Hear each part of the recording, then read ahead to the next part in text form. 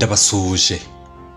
Mu minsi ishize nibwo hari hagaragaye ibaruwa umupasiteri wo muri ADEPR witwa Ntakirutimana Theoneste yari yandikiye umuyobozi mukuru wa ADEPR amubwira ko amuciye mu itorero ndetse no ku buyobozi kugeza igihe ngo Uwiteka azashyiriraho umusimbura. Yanditse iyi baruwa asubiza iyo yari yandikiwe imumenyesha ko yambuwe inshingano za gishumba kubera ibyaha n'amakosa akomeye yakoze ku rwego rwa gishumba.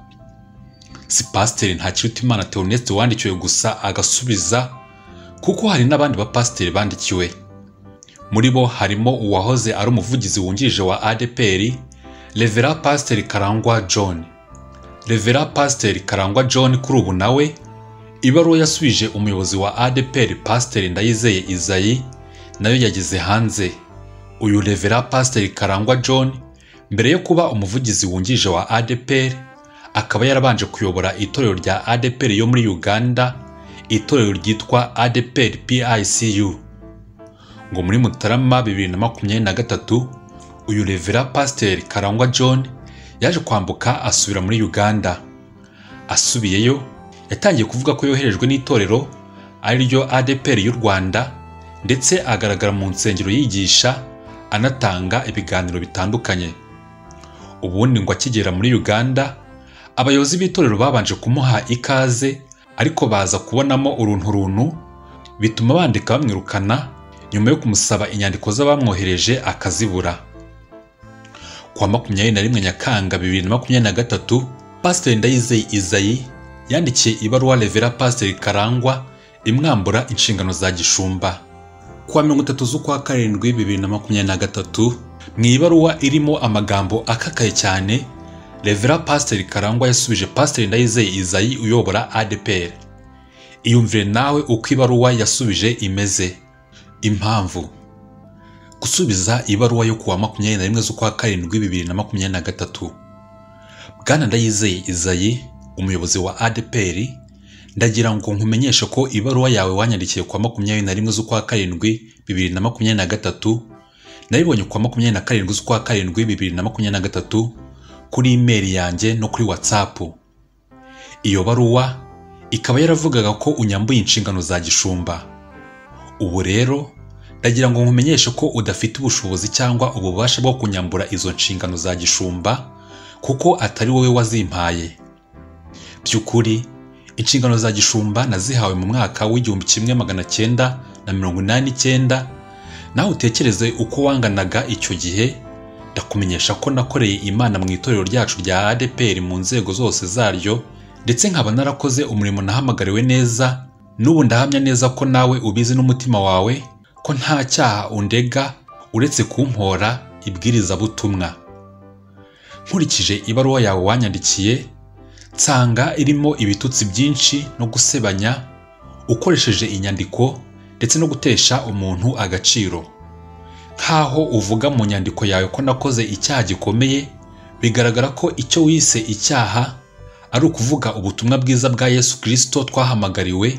Yewe n'ibyo wise imyitwarire igayitse usanga n'ubundi ari ryavuga butumwa rya Yesu Kristo ushobora kuba urwanya. Ibyo wise amakosa byo usanga ari uguhindurira abantu kuri Kristo bava mu byaha. Hari n'ibindi wise icyaha ngo ni uguteranira mu yandi madini. Nyamara ndagira ngo nkubwire ko ari itorero ryacu rya ADEPR PCIU wise ayandi madini, kuko nzi ko nta handi nateraniye uretseho. Si ibyo gusa, hari n'ikindi wise kwambuka imipaka. None se ninde waguhaye akazi muri gasutamo cyangwa immigration ko gukurikirana iby'abinjira n'abasohoka ku buryo wumva nagukoreye icyaha? Ese aho ujya wibuka ko ADEPR PCIU nayibereye umuyobozi, none kuyiteraniramo bibaye icyaha? Ubu se ko wowe ujya uteranira muri Kiliziya Gatolika, hari ubwo abanyetorero baguciye nkanswe nge wateraniye mu itorero ryacu? Ndagira ngo nkubwire ko nzakomeza kuvuga ubutumwa bwiza bwa Yesu Kristo, kuko butahagarikwa nawe.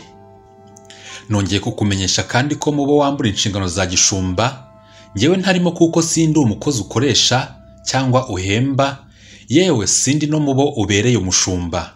ndagusaba rwose ko wavuguruza ibaruwa yawe ndetse ugahagarika n'ibikorwa by'itoteza urimo unkorera n'urwango umfitiye ruturuka ku kuba warancoye mu manza zose nagiye mbatsindamo kandi n'ubundi ari wowe waziteje. Naho ubundi ibyo byose wise ibyaha byo ni ukugira ngo ujijishe abanyetorero bajye bagira ngo koko twakoze ibyaha. Ku bw'ineza yanjye nawe wibuke ko ndi umunyarwanda udakwiye kugumya untoteza untesha agaciro imbere yabo nayoboye nawe urimo.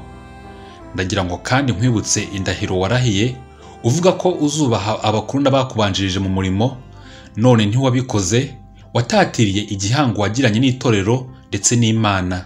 Dore twe n'abanyetorero bose ndetse n'abanyarwanda muri rusange icyo twari tukwitezeho cyo kutubanisha neza si cyo tukubonyemo, ahubwo uraturyanisha.